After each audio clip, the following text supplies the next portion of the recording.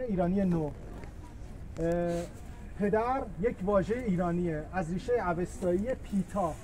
نخست بوده پیتا، بعد شده پیر، بعد شده پدر.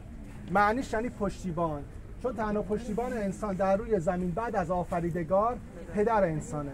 کسایی که پدر ندارن میدانن چه پشتیبان بزرگ معنوی رو از دست دادن. خیلی از خراسانی ها، لرها هنوز به پدر و گیلکی ها به پدر چی میگن؟ فرانسوی ها چی میگن؟ پیر. پر یا پیر. فرق از همین پیر پهلوی گرفته شده. مادر اصلش بوده هاماتا، بعد شده ماتا، بعد شده مادر. معنیش یعنی پرورش دهنده، به وجود آورنده. فرزند از دو بخشه، فر به اضافه زند. فر یعنی شکوه، زند یعنی زندگی. هنگامی که میگی فرزندم یعنی شکوه زندگی من.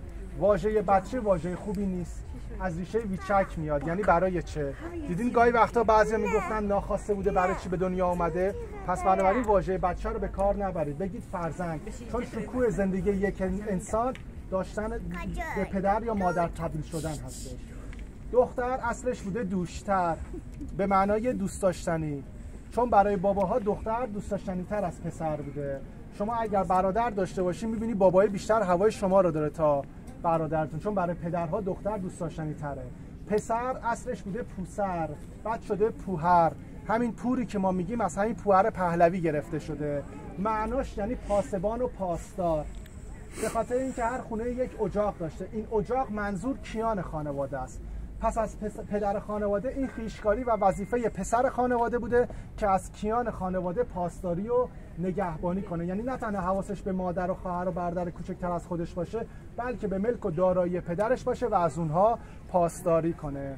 زن اصلش بوده ژن، هنوز کردها به زن میگن ژن. دانش ژنتیک انگلیسی هم از همین ریشه گرفته.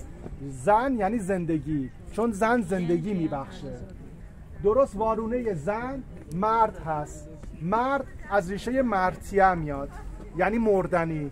ما مردها عشق اینو داشتیم که 1000 سال عمر کنیم. اسم ما رو ما گذاشتن، گفتن آقا تو مردنی هستی، اینقدر ستم، اینقدر خیانت، اینقدر دزدی نکن، تا آخرش قراره بمیری. بنابراین نام هایی که انتخاب می شده یه فلسفه پشتش قرار داده شده.